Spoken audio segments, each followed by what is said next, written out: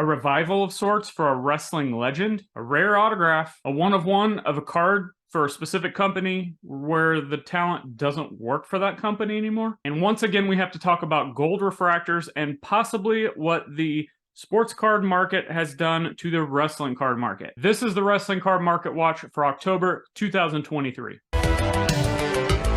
What's up, wrestling fans, trading card collectors? Welcome to another episode of Wrestling with Cards. Each month I do one of these videos looking back at the prior month at some interesting cards and sales that I've seen and see if I can get some takeaways and extract some talking points from those. All to hopefully help you, the collector, navigate the world of wrestling cards. So let's see what kind of spooky sales October cooked up for us in the cauldron of the hobby. Do you guys gift wrap? Headline sale of the month: Ric Flair revival. Now don't get me wrong, everybody knows Ric Flair. And the two sales that we're talking about today, I'm not saying they're anything groundbreaking, but in my opinion, Ric Flair sometimes gets lost in the hobby shuffle. And before I address that aspect of it, let's look at the first card. 1982 Wrestling All-Stars PSA 8, $2,226 and 1 penny. Wow, 1 penny with $13 shipping. Solid price for what is probably the most iconic Ric Flair card ever produced. But that being said, if this is in fact one of the most iconic and recognizable cards of a wrestling legend that is a household name, you have to ask, why would this not sell for even more? In comparison, a Hulk Hogan Wrestling All-Stars 1982 and a PSA 7, so one grade lower, recently sold for around 1.5 times the amount that this Flair did. And again, it was in a lower grade. As I stated earlier, I kind of feel like Ric Flair gets lost in the shuffle when we're talking about the upper echelon of collectible wrestlers within the hobby. I mentioned that Hulk Hogan Wrestling All-Stars, and we often hear people refer to that as the 52 mantle of wrestling cards. But if you look at some other names, we've had The Rock constantly making headline sales and just hobby headlines in general, really. Throw into that with all of the new Panini releases, and you got a bunch of stuff from like Stone Cold and The Undertaker. And even though those products are, in my opinion, overproduced and a lot of them being sticker autos, it really has revived a lot of wrestling fandom for people, and they want to go out and collect these cards to have that attachment to that nostalgia. But look at Ric Flair. The guy has transcended wrestling into pop culture, possibly more than any of those other names that I mentioned. We see his legacy and impact everywhere. In hip-hop, in commercials, in sports, and pop culture. So you would think Ric Flair as a name and a talent would appeal to the masses. And while this price for this All-Stars card from Ric Flair isn't bad, it's just an interesting outcome, an interesting thing to look at. But let's look at another Ric Flair card from 1982. 1982 Cosmos PSA 9, $5,000 with $15 shipping. Now, I personally think this card is better than the All-Stars card from a visual appeal. And in my opinion, this card is what I would call like a collector's card. Now, obviously, all cards are collected by people. What I mean are the diehards that really go out and dig into the weeds of wrestling cards, and they know the history of this card and how it might be a little bit more rare than the All-Stars card. Maybe it's harder to grade, but this is a card for them. I don't think this is a card that's going to hit the mainstream like that Wrestling All-Stars card would. But when you look at the price that this card sold for, you kind of have to wonder, despite all the headlines of Wrestling All-Stars, could this card actually be more valuable and more rare in general? So obviously, both of these cards are great, and I'm a fan of both. And I can't say I'm a Ric Flair expert or an expert on All-Stars or this Cosmos card or how often these cards transact. But what came to mind when I saw these sales is his recent signing with AEW. And I had to ask, has that signing kind of sparked the interest with people who want Ric Flair cards? And I've talked about this on previous videos on this very channel that you can check out in the archives. Hundreds of hours of great wrestling card content in the archives. But I mentioned how I feel like we're seeing more and more wrestling card sales being driven by TV time, not necessarily the results of booking or who's actually winning and losing the matches, but just higher profile actual on-screen appearances on TV, on pay-per-view, social media clips. And then again, with the Ric Flair signing, I wonder, will we have a whole new collector base coming in to buy his stuff? Maybe it's a younger crowd, younger collectors. They see Flair on TV. Who's this old guy? They start digging into the history of wrestling and the history of wrestling cards. Or maybe it's actually older fans that maybe collect new newer product. Or maybe they're older fans and they just haven't started collecting wrestling cards yet. And both of those camps, they need to add that flair piece to their collection. The connection of the collection with those nostalgic memories. It will definitely be interesting to see where Ric Flair cards go in the market and popularity and demand overall as time moves forward. Totally awesome sale of the month, $19.95, WWF action-packed Owen Hart autograph, PSA authenticated with a 9 grade on the autograph. $1,200 with $12.55 shipping. I love the Action Pack set. In fact, I did a deep dive on the 1994 WWF Action Pack set, which you can check out again in the archives of this channel. I think most people associate the WWF Action Packed cards with that Undertaker and Macho Man autograph out of 100. It was kind of the first of its kind for wrestling. But outside of those, I personally don't see a lot of chase cards or a lot of really high-end value within the two WWF Action Pack sets. I mean, sure, you've got like the 24 karat gold, and I think there are some oversized cards, and there's stuff here and there, but it just doesn't grab that attention like those autographs do for Macho Man and Undertaker. But that being said, on all the WWF Action Pack stuff, I think the photography is great, and I love the design of the cards, and the card stock is interesting. But with this specific card, home run. We've got a picture of Owen sitting on top of the big blue cage. And while Owen is sitting on top of the cage, he is definitely telling you that he's a big Rob Van Dam fan. Impressed by that? Of course I am. I think the auto looks great on here, and again, Owen Hart autographs a little bit harder to find. Graded by PSA and graded a 9 on the auto. Can't beat that. It's just awesome to see a card like this sell for the amount that it did in a situation where most wrestling fans know Owen Hart, but we just don't see a lot of Owen Hart cards being produced or a lot of Owen Hart cards being sold at that upper echelon level, kind of like what we were just talking about with Ric Flair. But either way, I'm happy for whoever was able to add this great card to their collection. If you're enjoying this video so far, hit that subscribe button, give me a like, and spread the word. Tell a friend, tell a fellow collector about this channel. And don't forget to check out all of the links in the show notes below for all of the other ways you can help show your support for this channel. Links to my eBay store, Patreon, the podcast, social media, and much more. And leave a comment below. What are some cards that you have purchased or some interesting sales that you've seen in the month of October that maybe I missed in this video? I'd love to hear your take, or maybe whatever you just added to your collection this month. Surprising sale of the month, 2023 Select Ringside Black 1/1 Edge,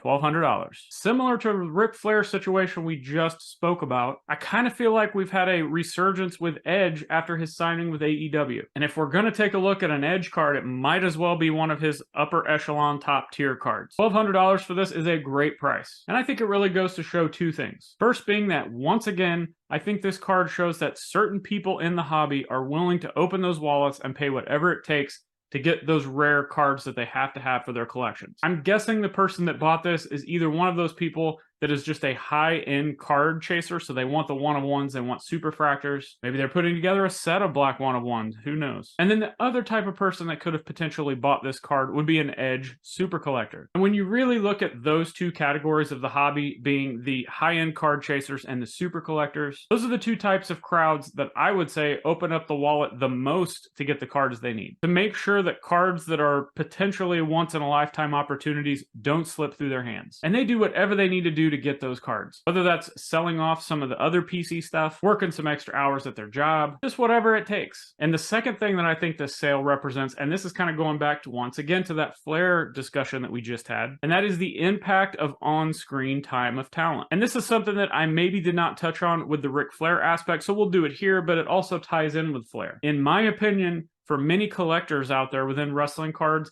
it's out of sight, out of mind for a lot of this talent. So for example, let's just say you're a modern collector. They focus on what they're seeing on TV and what are the new products available that they can get and then rip. And that new product has the talent that they know and that they've come to love and cheer for or boo that they see on TV. And I feel like there's a little bit of a disconnect at that point. I feel like a lot more modern collectors don't go back and dig through stuff from even just a few years ago, let alone 20, 30, 40 years ago. But this isn't necessarily a pitch for vintage cards, because I think you could say the same thing about vintage collectors. They collect what they like, what they know, and what they see. Maybe all they do is watch stuff on YouTube from the 70s or go back onto Peacock and watch stuff from the 80s and the 90s. Maybe they don't watch modern product as much, if at all, be it from a on-screen product that WWE, AEW, Impact, or any other indies are putting out, or the actual new product being wrestling cards. And maybe they don't know parallel structure. They don't know a lot of the up-and-coming new talents that people are prospecting on, or people are saying is going to be the next Ric Flair, Hulk Hogan, The Rock, whatever. And this whole out of sight, out of mind way of collecting that I mentioned between like modern collectors or vintage collectors, neither of these mindsets is necessarily a bad thing per se, but I am optimistic about a little bit of potential crossover here. I feel like some of the younger wrestling fans, younger collectors, maybe it's older from an age perspective, collectors that are mainly into new product, I feel like they're going to see stuff like Edge and Ric Flair signed to AEW, or just recently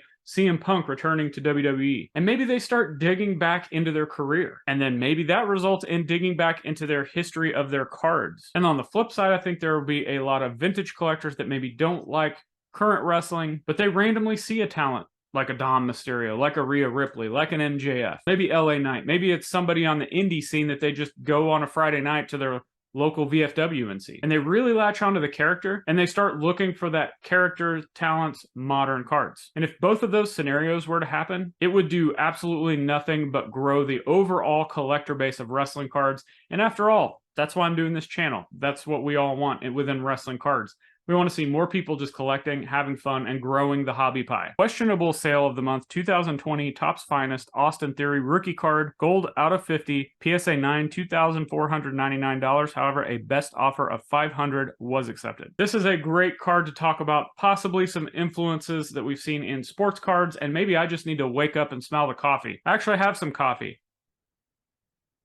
Okay, I sipped the coffee, I smelled it. Here we go. I feel like I'm constantly bringing up a sale similar to this in every one of these Market Watch videos, or at least every other month or so. But I just feel like some fundamentals of the hobby need to be talked about to better serve the landscape for collectors. So here we have an Austin Theory card. So first, PSA 9. Okay, well, 9s are fine for collectors, but we know those people that are wanting to invest or flip, they only seem to want 10s. In fact, I've seen some people say on social media, if it's not a 10, I don't want it. And to have that mindset is kind of ludicrous to me. But here's the crux of the discussion and what I feel really makes this sale specifically in the questionable category. It's a rookie card, which is the go-to staple for the hobby for years at this point. Add into that, it's a gold refractor. Now this was numbered to 50, that's what Topps usually does, as opposed to the Panini ones that are numbered to 10. But either way, gold refractors have, once again, like the rookie card, become a hobby staple for years now. So on the surface, you look at the characteristics of this card, checks all the boxes, graded, decently high grade,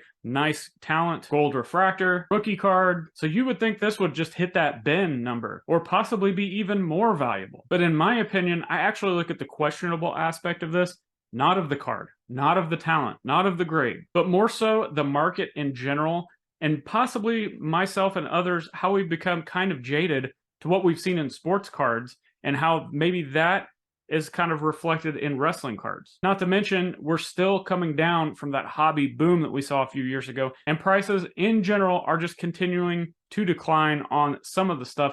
Obviously, the super ultra rare stuff continues to go up. Modern one-on-ones continue to go up. And both of those things, in my opinion, are because we're getting more collectors coming into the space in general. And more people seeing wrestling cards just in general as cool things to collect, good assets, looking at them like sports cards, and the fact that, well, this isn't just a kid's thing. This isn't just a non-sport Pokemon thing. This is big now. And tying all that together, and I talk about the market and influence, I think we really need to start paying attention to what we're listening to, who we're listening to, and what and who we're being influenced by as collectors. Recently, I've seen a lot of people talk about hobby burnout, or being underwater on cards on their investments since the market's kind of come down. And in turn, we've also seen a lot of bad actors or people just disappearing completely from our hobby space. And I feel like the people who have that mindset of those different categories I just spoke about, they are too influenced and too invested into what people are telling them. And some people will say, oh, well, this started with all of the Panini products and Prism.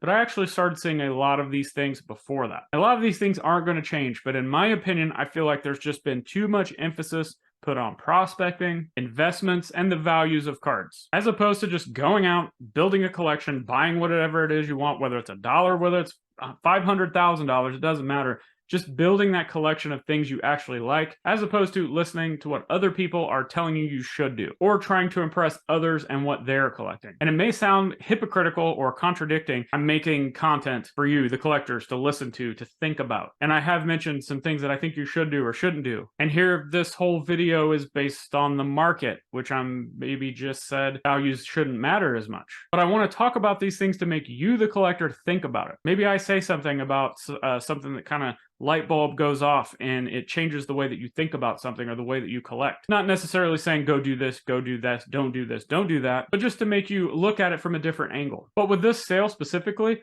let's take all that out of the equation for one moment and put ourselves in the shoes of both sides of this transaction. From a seller's perspective, I'd be happy to get this number on this card. From a talent perspective, I've always loved Austin Theory, and I think his popularity and cards, potentially the value, I think there's some room to grow, sure. I could see him being a main eventer down the road, potentially. And as I said earlier, if you think that, this card has everything going for it. Graded, gold, rookie card. And sure, there is a possibility that this seller actually took a loss on this card based on what he bought it at. But if I were to guess, I would probably say that this seller self-subbed this card, or maybe they paid a lot less than you would think. Now, let's say he did buy this card at a higher price and took a loss at this $500 sale. Sure, yeah, you take a loss. But $500, just take it, move on. Now let's look at this card from the buyer perspective. I think one of two things happened here. First, the buyer could have been an investor or a flipper, and you may be saying, well, Zhan, you just talked down those people a few minutes ago. Well, not specifically talking down the activity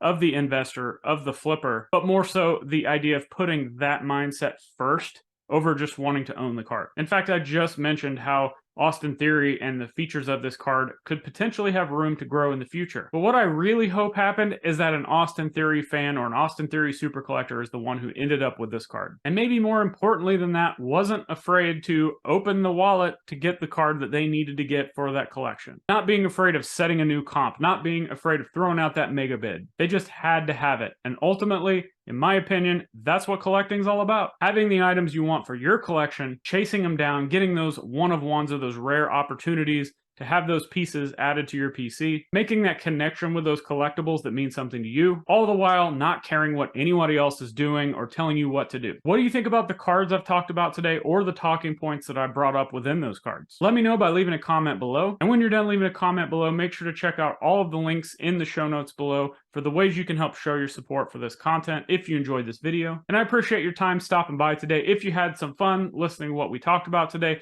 hit that subscribe button, give me a like, click the videos on the screen for more great wrestling card content in the archives of this channel, hundreds of hours of this point. And I'll see you there.